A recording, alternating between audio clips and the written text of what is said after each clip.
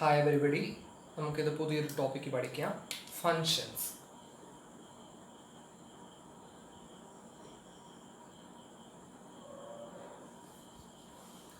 അപ്പം നമുക്ക് രണ്ട് സെറ്റ് ഉണ്ട്, എ ബി, രണ്ട് സെറ്റ് തന്നിട്ടുണ്ട്. അപ്പോൾ ആദ്യമേ Cartesian product of two set എന്താണെന്ന് നോക്കാം. നമ്മൾ ഡിനോട്ട് ചെയ്യുന്നത് എ ക്രോസ് ബി എന്ന്. അത് ഡിഫൈൻ ചെയ്യുന്നത് ഇങ്ങനെയാണ്: set of all ordered pair AB such that A element of capital A, B element of capital B. Example ആയിട്ട് എ ആയിട്ട് സെറ്റ് 1 2 ബി ആയിട്ട് സെറ്റ് എ ബി സിയും എഴുതും. അപ്പം എ ക്രോസ് ബി എന്ന് വെച്ചാൽ സെറ്റ് ഓഫ് ഫോർ. നമ്മൾ എയിലെ എലമെൻ്റ് വേണം ആദ്യം എഴുതാം. അപ്പം 1 ഫിക്സ് ചെയ്ത് നമ്മൾ ബിയിലെ ഓരോ എലമെൻറ്റ് കൊടുക്കുക. ആദ്യമേ എ കൊടുത്തു, അടുത്ത ബി കൊടുത്തു, അടുത്ത സി കൊടുത്തു. ഇനി 2 കൊടുക്കാം. 2A 2B 2C. അപ്പോൾ ഇതാണ് A cross B. B cross A എന്തുമായിരിക്കും? ബിയിലെ എലമെൻറ്റിൽ ആദ്യത്തെ വേണം, എയിലെ എലമെൻറ്റ് വേണം രണ്ടാമത്. അപ്പോൾ എന്താ, അതിൽ നമ്മൾ എ ഫിക്സ് ചെയ്യും. A1 A2, അടുത്ത എന്താ B1 B2, അടുത്ത C1 C2. ഇപ്പം നോക്കിയേ, എ ക്രോസ് ബിയും ബി ക്രോസ് എയും നമ്മൾ ഡിഫൈൻ ചെയ്തു. അത് രണ്ടും ഈക്വൽ അല്ല. അപ്പോൾ ഇൻ ജനറലായിട്ട് എന്താ പറയാം? A cross B not equal to B cross A. മനസ്സിലായോ? ഇനി നമുക്ക് റിലേഷൻ എന്താണെന്ന് നോക്കാം. റിലേഷൻ എന്ന് വെച്ചാൽ subset of A cross B ആണ്. ഇപ്പം എ എന്ന് പറഞ്ഞ ഒരു സെറ്റ് നമ്മൾ 1 2 എന്ന് എടുത്തു കഴിഞ്ഞാൽ അതിൻ്റെ പവർ സെറ്റ് എന്താണ്? പവർ സെറ്റ് ഓഫ് എ എന്ന് വെച്ചാൽ എന്താ? Set of all subset of A. ഈ എ എന്ന് പറഞ്ഞ സെറ്റിൻ്റെ സബ്സെറ്റുകളുടെ കളക്ഷൻ. അത് 5 വരും, പിന്നെന്താ സെറ്റ് 1 വരും, സെറ്റ് 2 വരും, പിന്നെന്താ സെറ്റ് 1 2 വരും.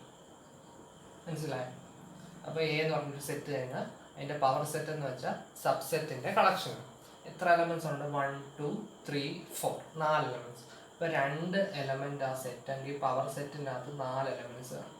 അപ്പം നമുക്ക് 2n ആണ് അതിൻ്റെ ഫോം. എയ്ക്കകത്ത് n എലമെൻറ്റ്സ് ഉണ്ട് എങ്കിൽ പവർ സെറ്റിനകത്ത് 2n എലമെൻറ്റ്സ് ഉണ്ട്. ഇനി റിലേഷൻ എന്ന് വെച്ചാൽ എന്താണ്?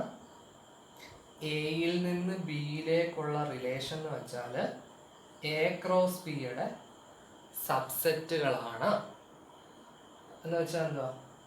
എ ക്രോസ് ബിയുടെ പവർ സെറ്റിലെ എലമെൻസ് ആണ്.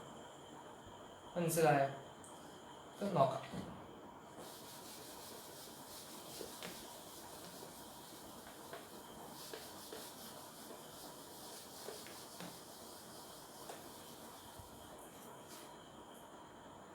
എ എന്ന് പറയുന്നത് ഞാൻ 1 എന്ന് എടുത്തു, ബി എന്ന് പറയുന്നത് എ ബി എന്ന് എടുത്തു. ഒരു സിമ്പിൾ ഒരു എക്സാമ്പിൾ മനസ്സിലാക്കാം.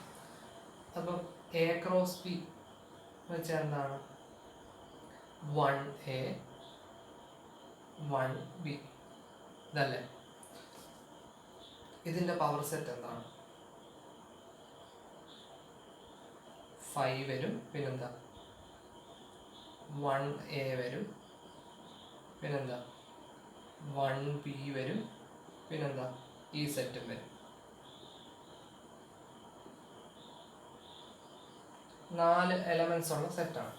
അപ്പോൾ നമ്മൾ relation from A to B എന്ന് പറയുന്നത് ഇതിലെ എലമെൻറ്റ്സ് ആയിരിക്കും വരുന്നത്.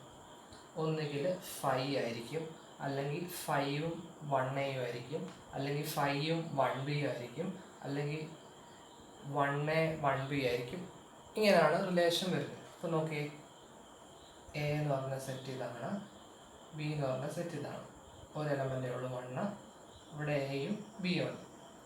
അപ്പോൾ റിലേഷൻ ഇവിടെ വരുമെന്ന് വെച്ചാൽ ഒന്നുകിൽ 5 ഒന്നുമില്ല, അല്ലെങ്കിൽ എന്താ 1A, അല്ലെങ്കിൽ എന്താ 1B, അല്ലെങ്കിൽ എന്താ 1A 1B, അല്ലെങ്കിൽ എന്തുവാ phi1 അങ്ങനെ നമുക്ക് എഴുതാൻ സാധിക്കും. അപ്പം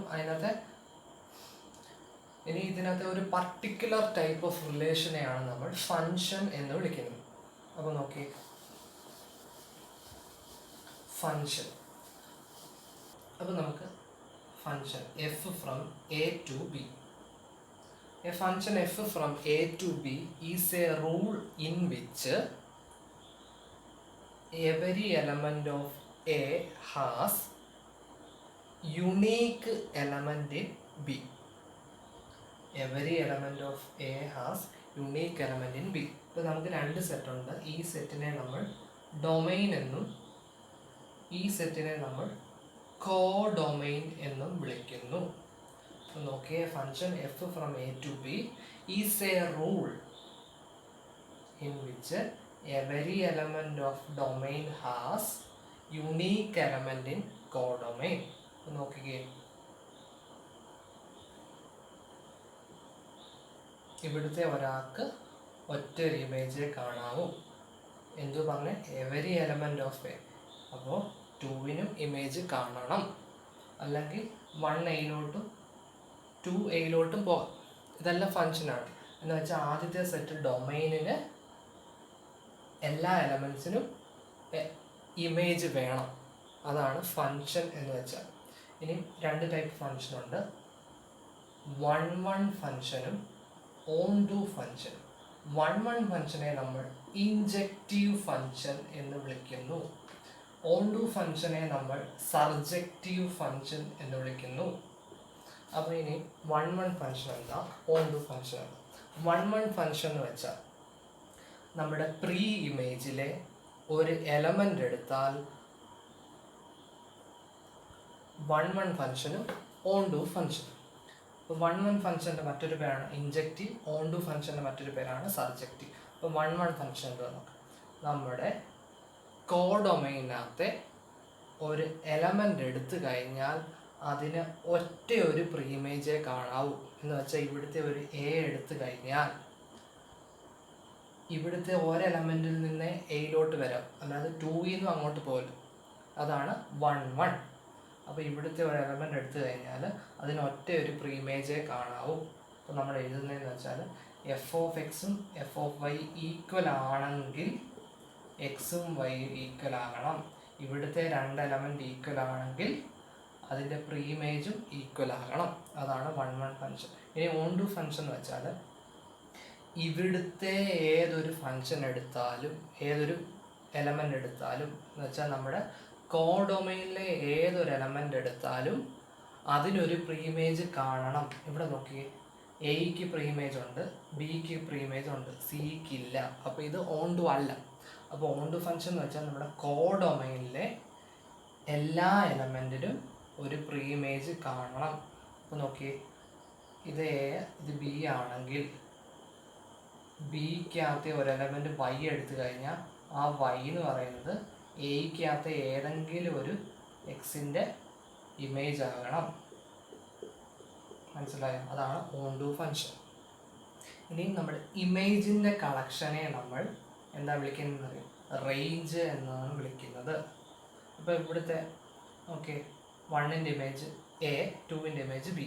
അപ്പോൾ റേഞ്ചിനകത്ത് ഏതൊക്കെ എലമെൻറ്റ്സ് ഉണ്ട്? എയും ബിയും മാത്രമേ ഉള്ളൂ, സി ഇല്ല.